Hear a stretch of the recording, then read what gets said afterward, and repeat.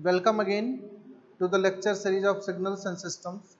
In the previous lecture, we have seen some important properties of the Fourier transform. In the discussion of Fourier transform, there are some more relevant properties which are needs to be covered, like the duality in the Fourier transform.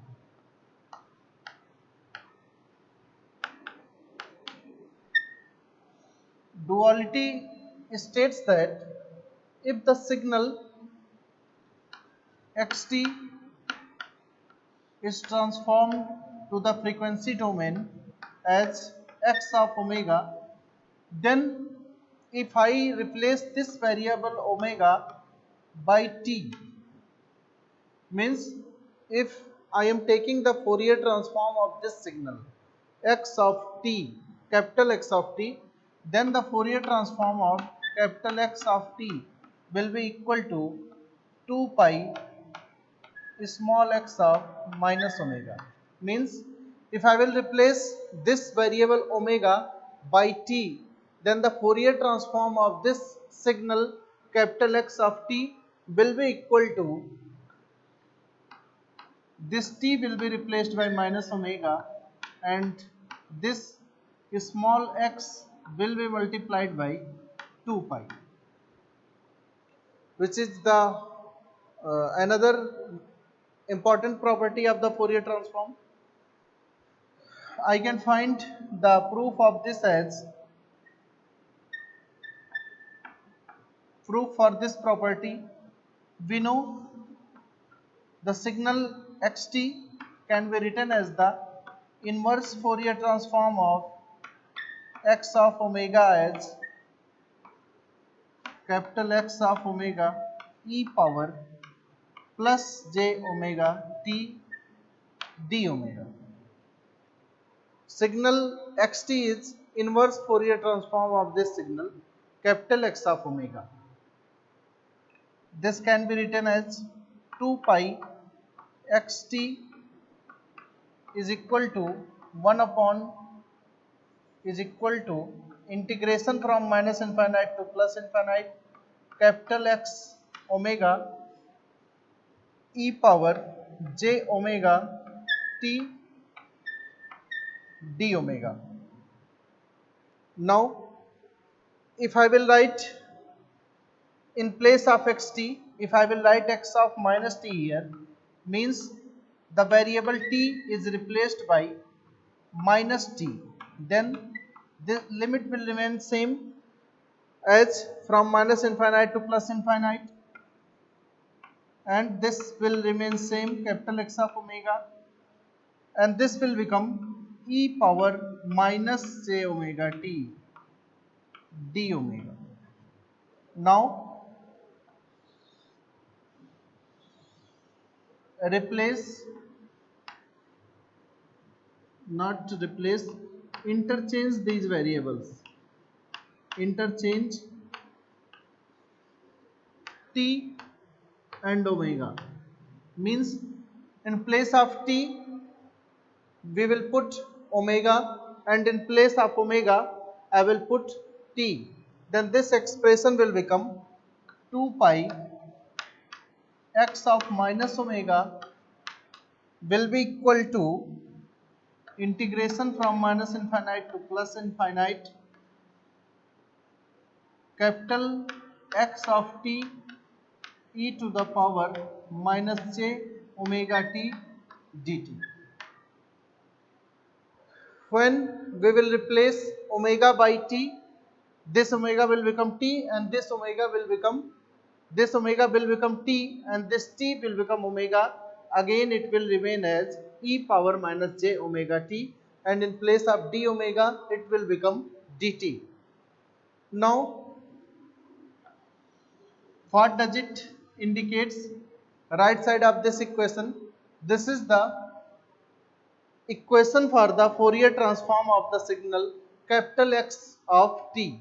Then I can write it as, this is the Fourier transform of capital X of t. It means that the Fourier transform of capital X of t can be written as 2 pi small x of minus omega. It means that if I will replace the variable omega by t in the Fourier transform of small xt, then the variable t will be replaced by minus omega in the small xt. This is what the duality property of the Fourier transform states.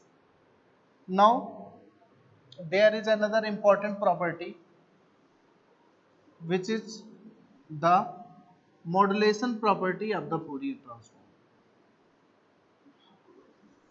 This modulation property used to transform a signal from low frequency to a high frequency signal. So the next is modulation property.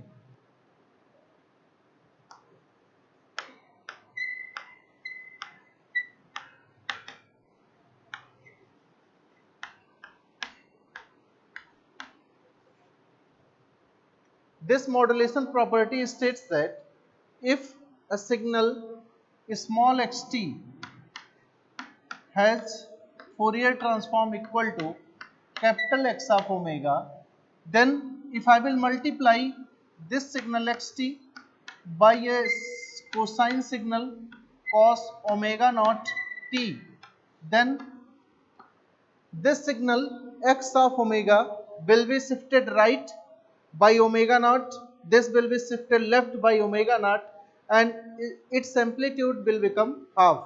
It means that this will become 1 by 2 x of omega minus omega naught plus x of omega plus omega naught. It means that if the signal in the time domain will be multiplied by cos of omega naught, then signal in the frequency domain will be shifted right by the omega naught, and it will be shifted left by the omega naught, and its amplitude will become half. Now we will look proof of this property, as we know that the Fourier transform of xt is x of omega.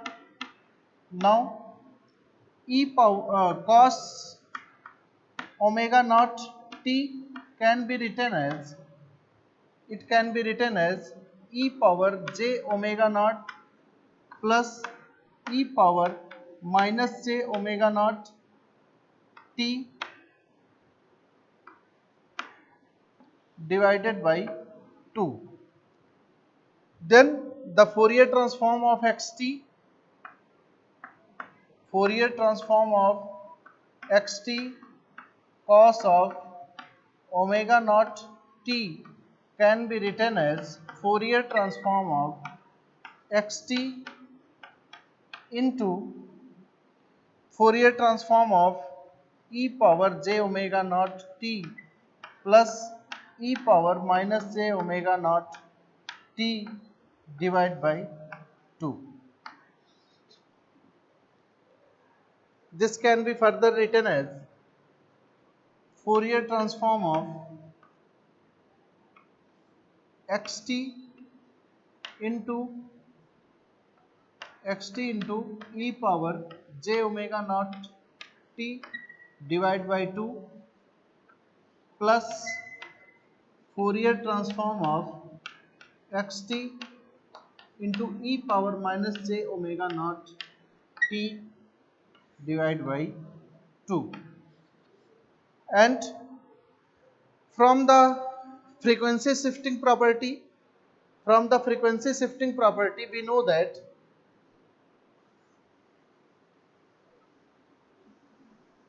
if the Fourier transform of xt is x of omega, then the Fourier transform of xt into e power minus j omega naught t will be equal to x of omega minus omega naught, will be equal to x of omega minus omega naught. And if Fourier transform of xt is x of omega, then Fourier transform of e power j omega naught t into xt will be equal to x of omega plus omega naught. This will become plus and this will be minus.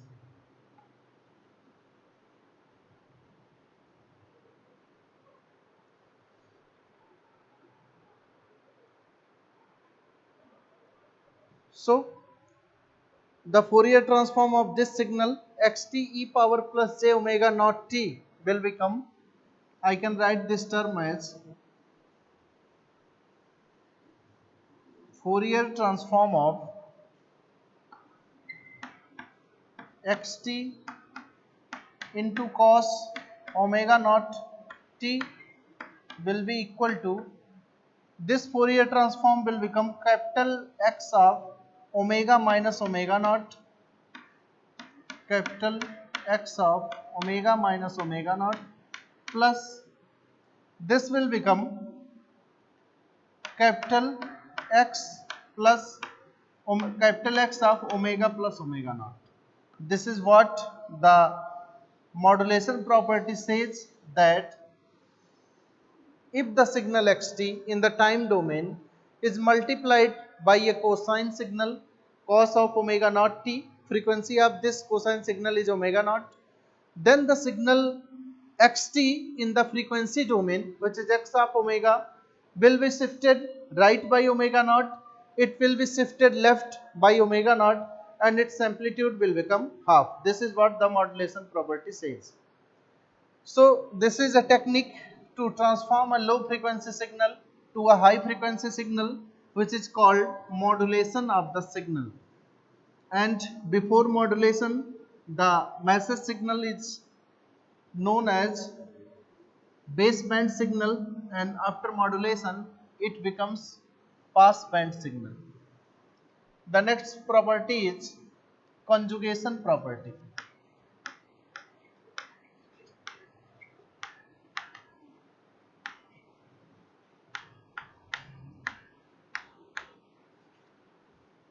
Conjugation property means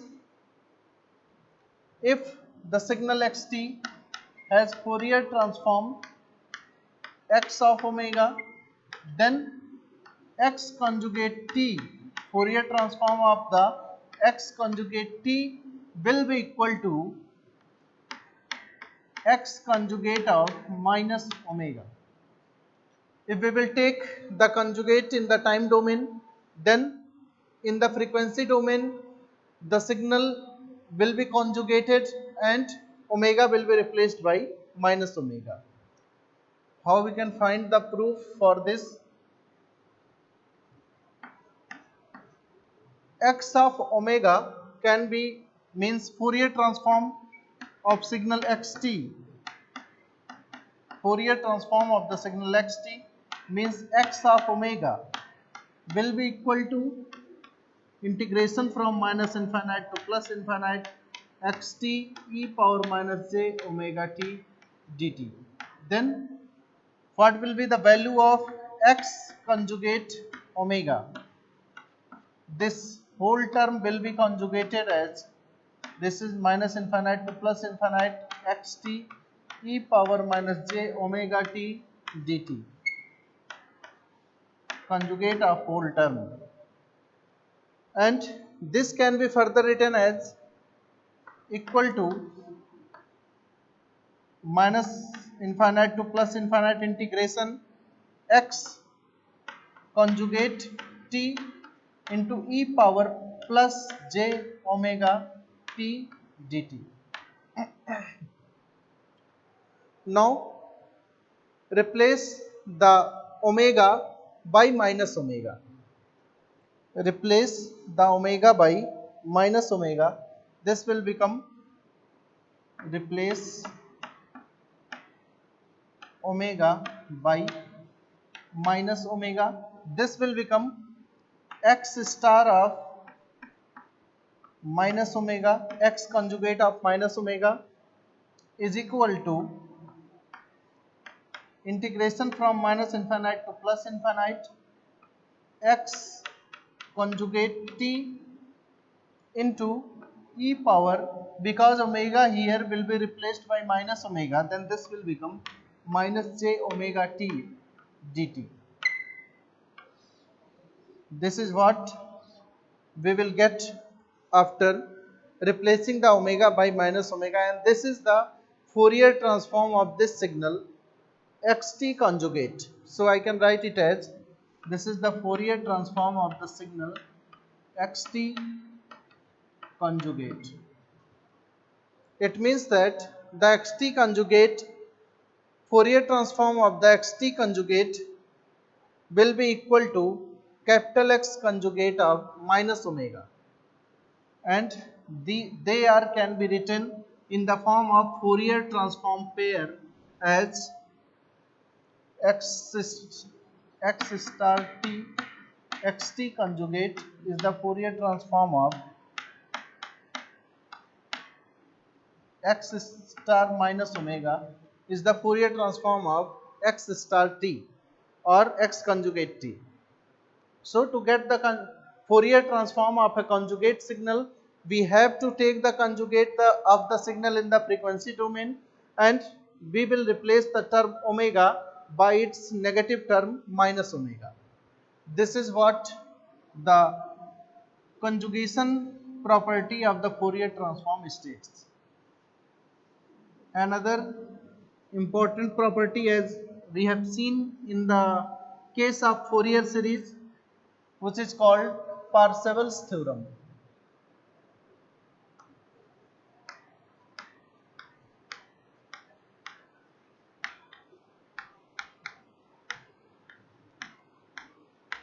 Parseval's theorem.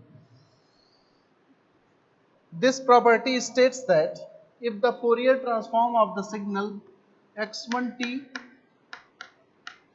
is x1 omega and Fourier transform of the signal x2t is x2 omega, then the Fourier transform of x1t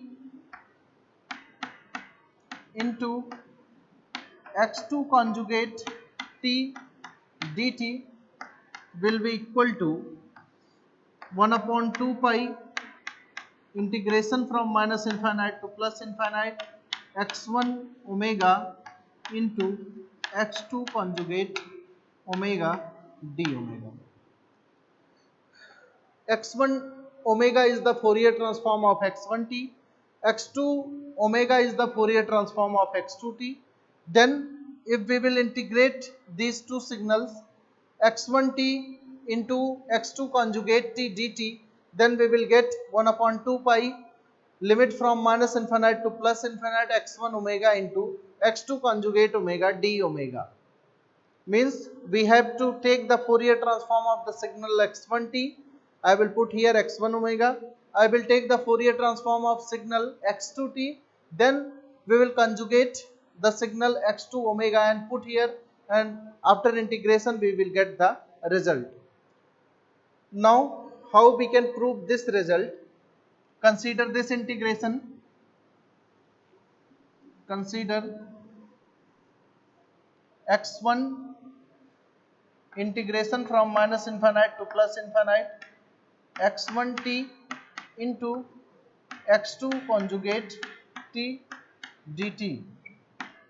We know that this signal x1t, or maybe I can replace x2 star t, but I can replace x1t as 1 upon 2 pi. This is the inverse Fourier transform of x1 omega. Then this signal x1t can be written as 1 upon 2 pi integration is from minus infinite to plus infinite x1 of omega e power plus j omega t d omega. Now replace this x1t in this relation, replace this x1t by this equation in this relation. We will get integration from minus infinite to plus infinite. In place of x1t I will write 1 upon 2 pi limit from minus infinite to plus infinite x1 omega e power j omega t dt into x2 conjugate t d omega.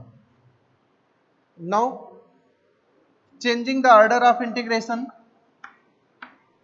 changing the order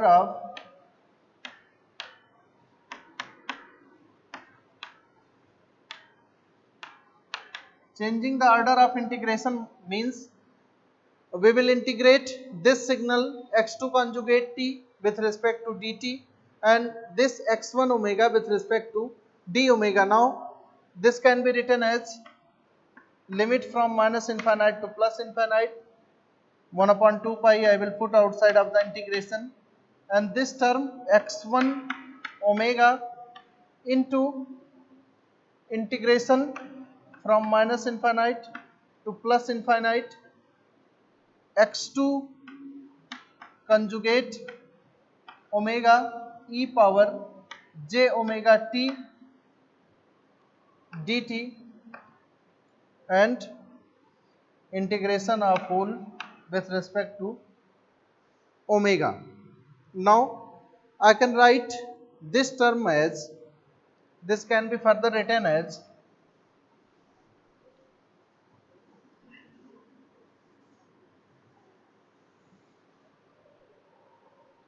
this will become 1 upon 2 pi integration from minus infinite to plus infinite x1 omega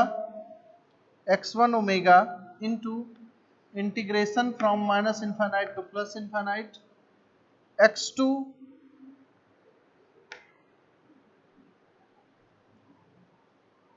this is what,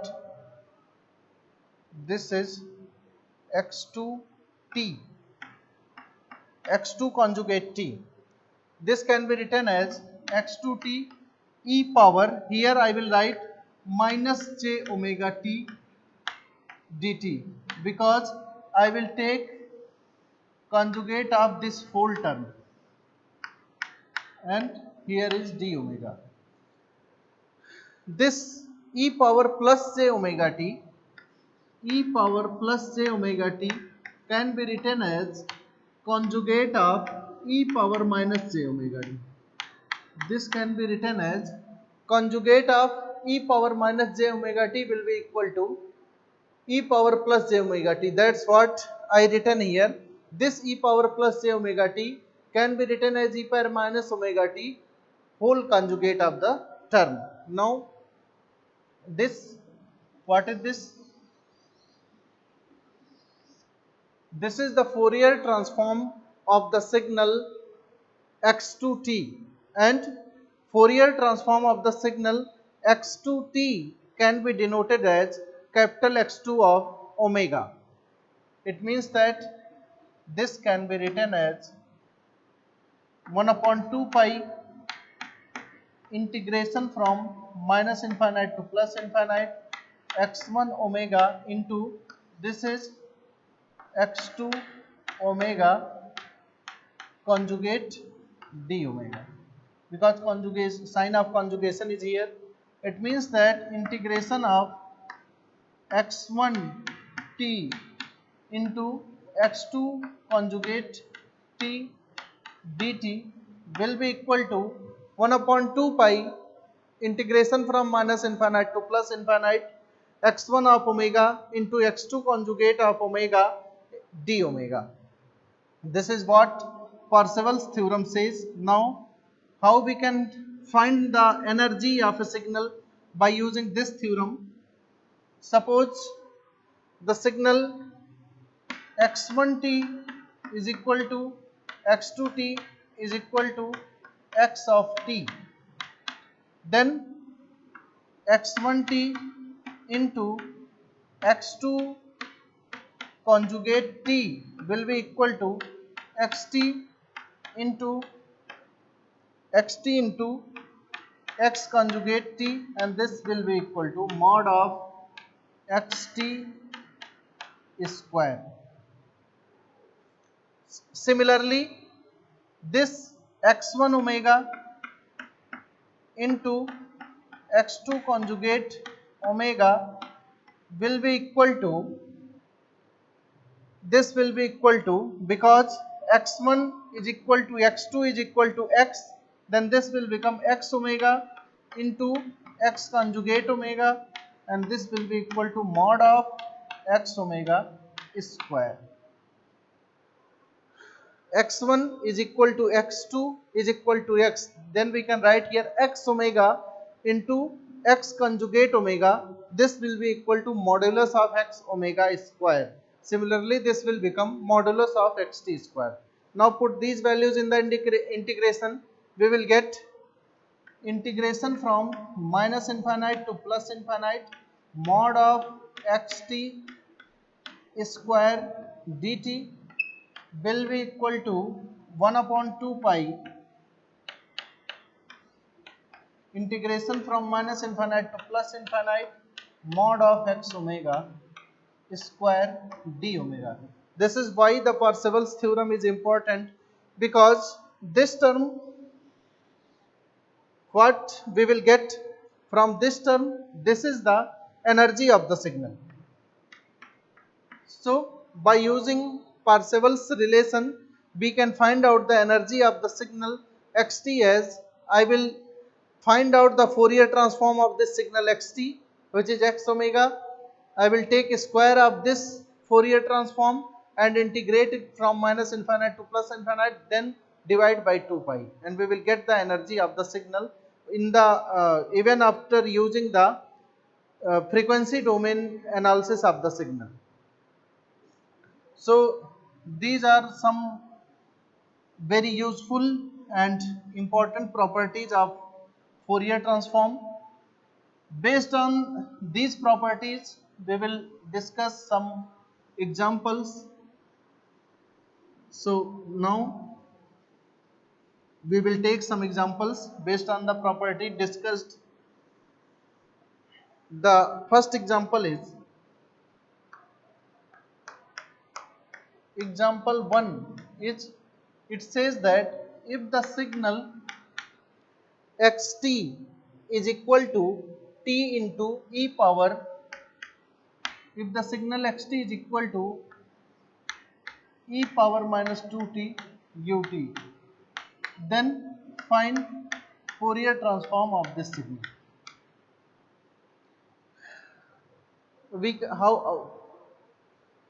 Which property we can use to find out the Fourier transform of this signal? The Fourier transform of the signal e power minus at ut is known, which is 1 upon a plus j omega.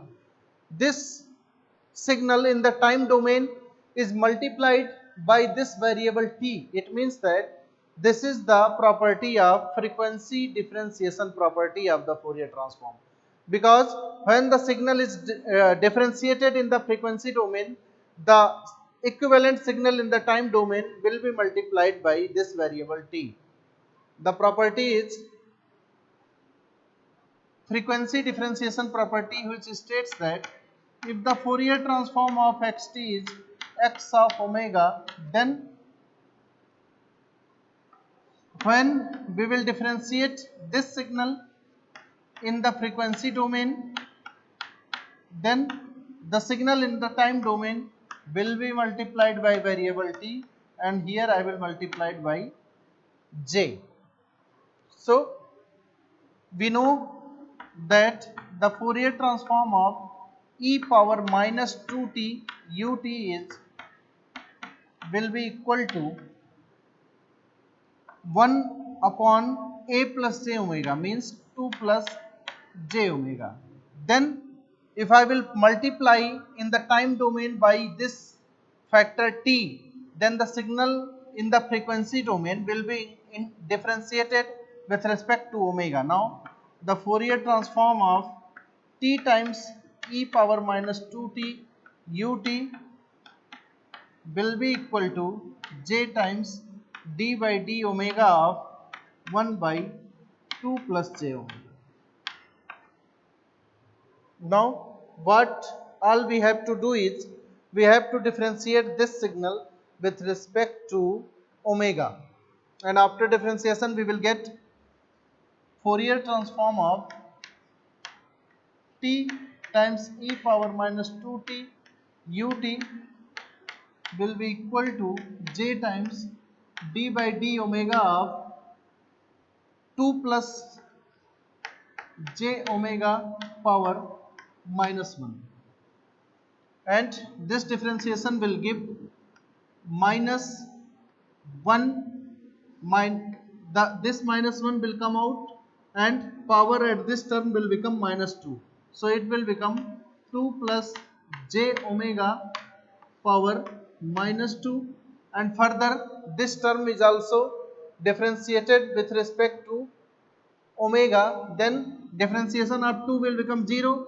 and differentiation of j omega with respect to omega will become j, so it is j square minus j square 2 plus j omega. I can write it as j omega power minus 2, and then the Fourier transform of t times e power minus 2t ut will be equal to this j omega minus j omega square will become plus 1, because j omega square will become minus 1, 1 minus is already there, this will become plus 1 upon 2 plus j omega square. This is how we can get the Fourier transform of the signal by using the frequency differentiation property of the Fourier transform. So this is all for this lecture. In the next lecture we will discuss some more examples based on the properties of the Fourier transform. For today, this is all. Thank you.